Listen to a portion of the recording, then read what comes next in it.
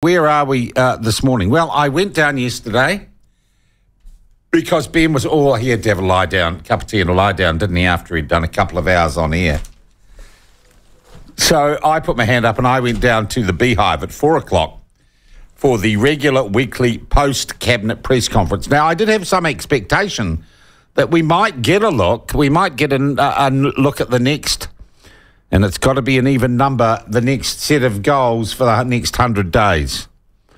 But we didn't. That is going to be later in the week, apparently. What we did get was Nicola Willis turning up with the Prime Minister to announce this new Kid Start support package. I think it's called Kid Start. Is it Best Start? Kid Start support package for middle to lower income families. Families earning under $180,000 per annum will now be in line for a new childcare rebate. That means where you pay the money and then you get it back, of up to $75 or a week. And that'll be paid out every 3 months. All you've got to do is you're paying for early childhood care and education. You send your receipts for that through to the IRD, and they will rebate you up to $75 a week. It is per family, not per kid. And apparently that's because largely in the industry and in the childcare, early child education sector, that's how you get billed. You get billed by family, not per kid. The package will cost, from memory, $785 million a year, and it will affect or be available to around 21,000 New Zealand families. 21,000 New Zealand families will be better off by up to $75 a week as part of this. It was estimated prior to the election, before National could have a look or had access to all the IRD data and other stuff, economic data, it was estimated to be 900 million plus. So actually, it's coming in a little cheaper than they originally thought.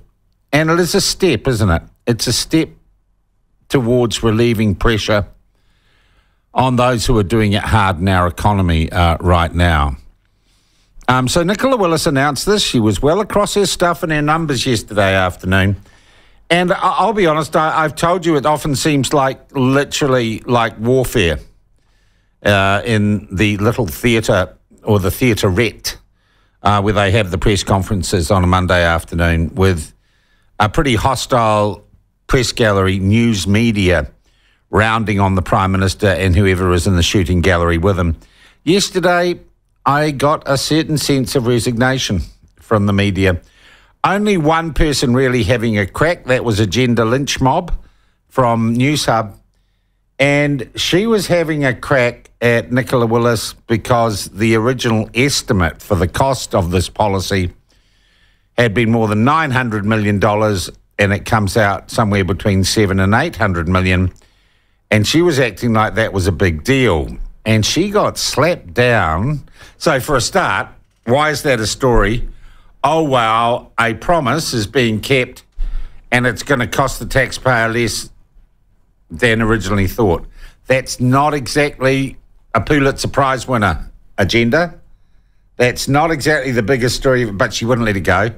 She was like a dog with a very smelly bone.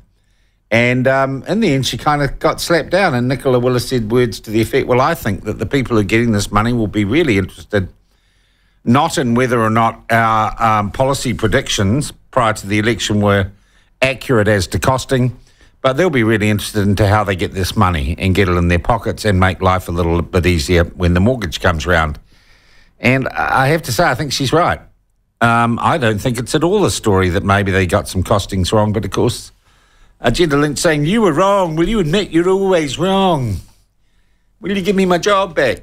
Will you save my TV channel? None of that was going to happen. So they moved on.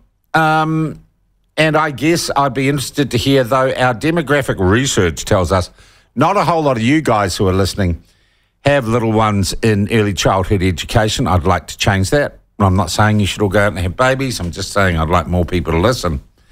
But you might be grandparents, and you might have sons and daughters who are struggling to pay for the ECE. Gosh, a long way away from my day. I can remember, gosh, I'm still mates with people I went to kindergarten with. But these days, and I grew up in the 60s, or I was a toddler in the 60s, mid to late 60s, a different time. But now, two parents working, you've got to, if you want to keep working, keep earning, coping with the cost of living, that means your child probably has to go and spend more time than anyone would like with someone else in early childhood education. Sean, I did hear your question regarding childcare pocketing the money. Good question. This money is going to a good place provided others don't steal it. And that was my question. So you've got $750 or so million being paid back to parents who have spent it on early childhood education.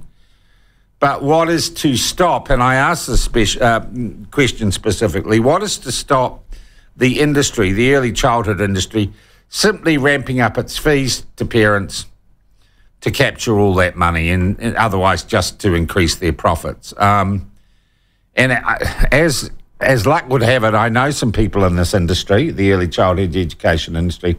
Firstly, the Minister and the Prime Minister said, look, we believe that the industry actually is A, competitive, so anyone who did that would be punished by losing custom, and B, actually is a pretty good industry in terms of having the interest of its customers, the parents, at heart.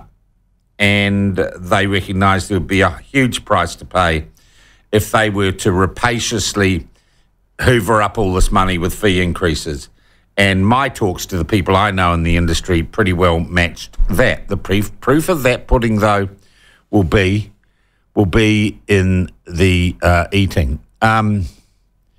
Someone says that Mikey Shirley on TV1 she was strangely quiet, the new political editor of TVNZ. I thought Mikey Sherman, she asked a couple of questions, and I thought it was a little bit churlish of the Prime Minister, and I didn't notice him congratulate her on her appointment as the political editor of Television New Zealand. And as I said, I personally wish her well in the role.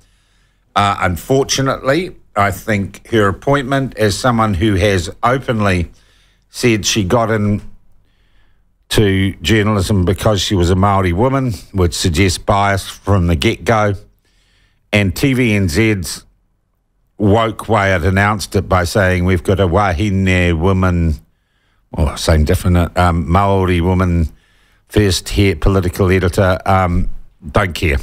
Don't care about her race, or I don't care what's between her legs or what colour those legs are. I'm really interested about what's between her ears. And I don't think Mikey's the worst journalist that ever lived. She's pretty good, actually, but got to come in it from an unbiased position. So there it was. It was a pretty peaceful press conference. There wasn't much argy-bargy, and I have to say that Luxon looked in control. Maybe that's because Tova O'Brien wasn't there. I don't think Benedict Collins was there. But it was subdued.